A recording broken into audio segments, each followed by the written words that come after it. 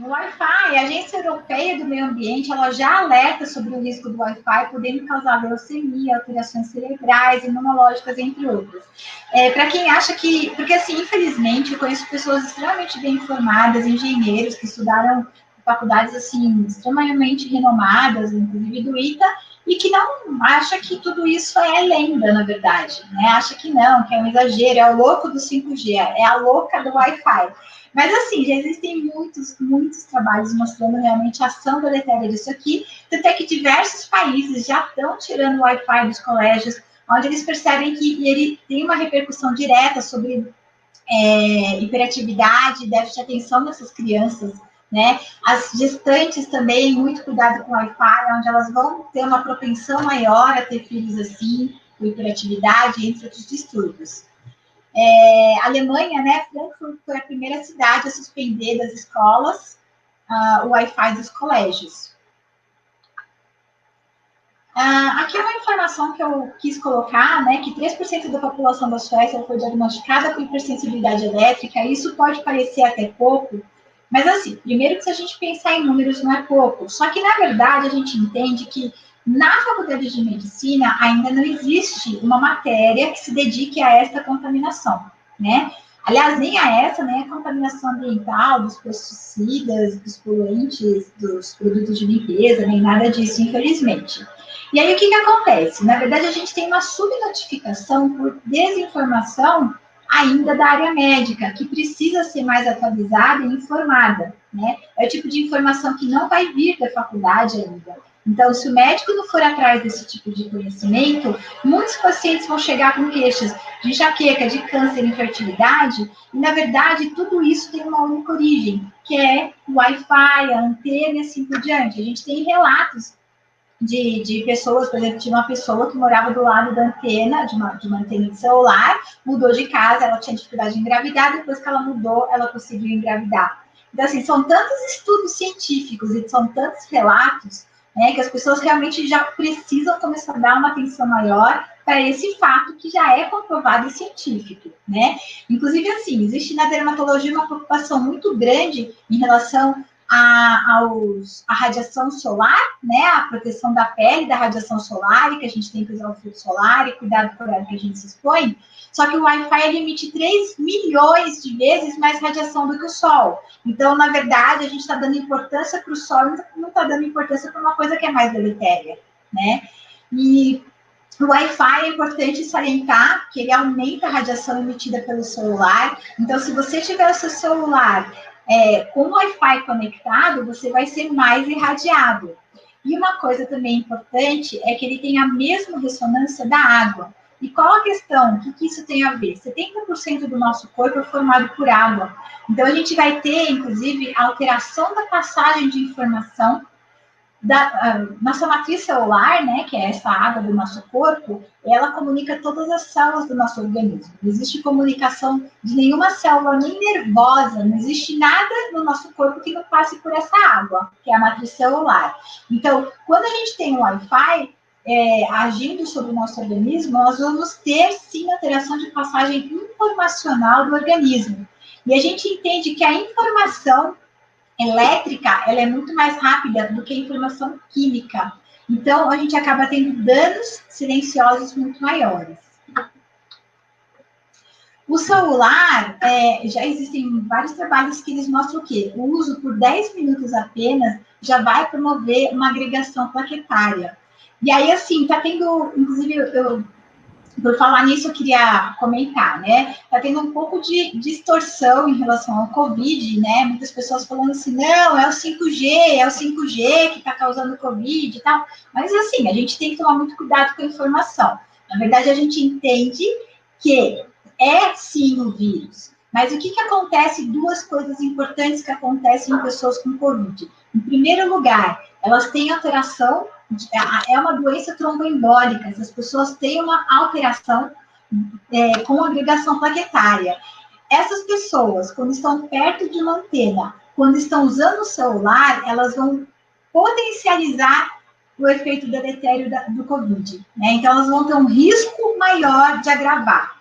Então, essa contaminação não tem nada a ver com Covid. Mas o problema é que a forma como ela atua, ela pode sim agravar um paciente com COVID. Janete, poderia nos dizer o que é agregação plaquetária? É assim, para que a gente tenha uma oxigenação adequada, a gente tem que ter um espaço, né, entre as plaquetas do nosso sangue, né, para que tenha a passagem do oxigênio. Quando você usa muito tempo celular, essas células todas se agrupam e as plaquetas vão se agrupar. Como elas se agrupam, elas não conseguem ter essa captação adequada de oxigênio. Então, o que acontece? O oxigênio é extremamente necessário para manter níveis adequados de alcalinidade no nosso organismo, para a respiração mitocondrial, né, para a prevenção de câncer, uma série de coisas. O organismo em hipóxia, ele começa a necrosar, né? Necrosar, assim, digo, de acordo com a área, né? Você começa a ter alteração de função de órgãos, por exemplo. Então, quando a gente tem essa agregação plaquetária, a gente tem automaticamente também uma redução de oxigenação. Deu para entender? É muito interessante isso que você colocou, Janete, porque a água é vital importância para o nosso organismo, né? E, digamos, tudo aquilo que ela está no externo, ela vai carregar para o interno, né? E essa agregação que fica, né, os clusters, né, que falam das células que ficam todas juntinhas, ela vai, digamos, com essa radiação, ela vai ficar pior ainda, né? E como Sim. Você falou das abelhas, digamos, tem um caso, inclusive, que eu até presenciei, isso mesmo que você falou. Quando eles, no interior aqui do meu estado, onde eu estou morando, tem os apicultores que tinham várias caixas de abelha. E daí, indo lá, verificando, conversando com eles, fazendo um diagnóstico, enfim, eles falaram que as abelhas estavam, menos abelha, menos mel, enfim. E daí eu falei assim, tá, mas essa torre já tinha aqui, há quanto tempo faz que essa torre está aqui? Daí eles me falaram, a gente foi mapear, e foi justamente quando as abelhas começaram a migrar. E o que eles relataram? Que elas perdem total orientação e também a volta para a colmeia. Então, assim, é uma pergunta. Vendo todo o organismo, a água que a gente ingere e também os animais, a questão da abelha, né? As pessoas que estão nos assistindo, muitas vezes eles pensam mesmo. Eles falam, oh, você só fala em Wi-Fi, isso, aquilo, tal, você o que é isso, né? As pessoas não entendem, sabe, Janete? A gravidade.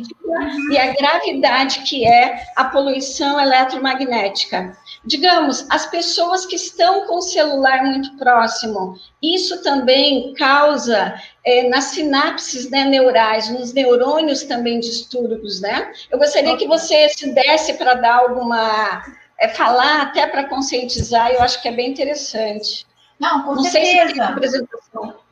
Não, todas as nossas células, elas têm um potencial elétrico, né? Sim. Quando existe uma alteração desse potencial elétrico, é como uma rádio mal sintonizada, onde a informação passa a não ser passada corretamente, igualzinho uma rádio mal sintonizada. Então, o corpo sai da orquestra, que é a homeostase, e passa para a doença por alteração dessa informação. Inclusive, até comentei hoje de manhã, né, que se fala muito também sobre desbiose hoje em dia, se valoriza muito o uso do probiótico, da vitamina, e, na verdade, a gente entende que as bactérias também se comunicam dessa maneira, e a contaminação elétrica, ela interfere também na comunicação bacteriana, levando também à desbiose, né? Outra questão que é gerada é um estado de simpático-tonia, né? Então, a gente tem o sistema nervoso simpático, o sistema nervoso parasimpático.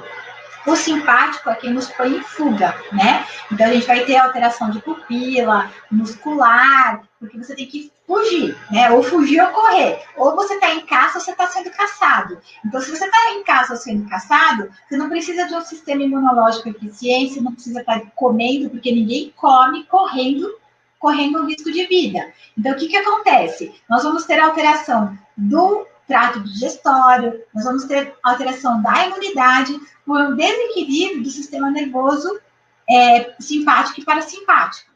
Quando a gente fala em celular, por exemplo, em toxicidade, existem duas questões. Uma é a individualidade, a genética de cada um, a tolerância do organismo, né? Então, eu posso usar o mesmo tempo de celular que você e ter problemas e você não, porque vai depender da capacidade de regeneração do meu organismo, tá? Então, em primeiro lugar, isso. Em segundo lugar, é o conjunto, não é só o celular, porque eu não uso só celular. A pessoa tem, por exemplo, toda uma fiação passando pela cabeceira da cama, tem um rádio relógio na cabeceira da cama, tem, ou seja, são tantas variáveis que o grande problema é o conjunto, muito mais do que só o uso do celular, entendeu? É difícil a gente mensurar algo isoladamente, porque ninguém vive numa montanha isolada da eletricidade com um celular apenas e ponto final. Exatamente. Tá? Isso é cada vez mais variado, né? As fontes de emissões, né? Tem os smartwatches, que é aqueles relógios que emitem radiação, os fones de ouvido, os roteadores, os notebooks, os celulares, os tablets, as smart TVs. Nos Estados Unidos tem aqueles smart meters, que é os medidores de energia elétrica. Sim, tem países que a casa toda, se você não tiver tudo conectado, não funciona nada, na verdade, né? São as casas inteligentes. Sim, então teria que ser avaliado esse somatório, né?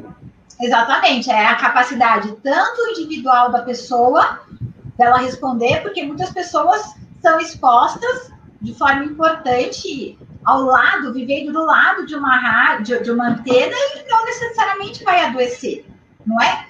Existe uma capacidade individual que tem que ser levada em consideração. E eu falo uma coisa muito importante que eu acho, e não pode ser desvalorizado, que é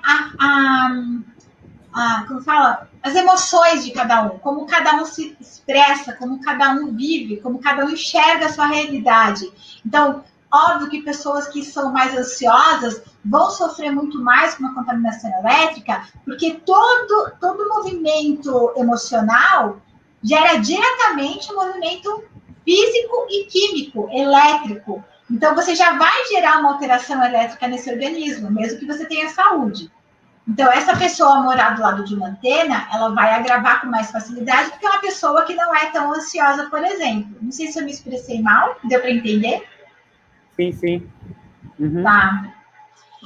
Mas, Janete, mas aí você diz que ela pode se agravar mais emocionalmente, mas não que ela não tenha os efeitos biológicos, né? Não, os efeitos biológicos acontecem em todo ser humano, porque como todos nós somos seres elétricos, nós naturalmente vamos sofrer, sim, uma alteração elétrica de passagem de informação. A questão é, se você pegar uma pessoa que tem uma nutrição muito boa, que faz exercício, que tem pensamentos bons, e faz pensamentos bons, eu quero dizer assim, não é uma pessoa cheia de conflitos emocionais, né? Uma pessoa tranquila. E que dorme bem, um número bom de horas, quer dizer, a gente tá falando de uma coisa que não existe, mas vamos seguir falando disso. E é uma pessoa que medita, que faz yoga, né, e que trabalha e tem lazer. Então, essa pessoa, ela tem uma capacidade muito maior de dar conta, mesmo sofrendo essa alteração que em todos é produzida.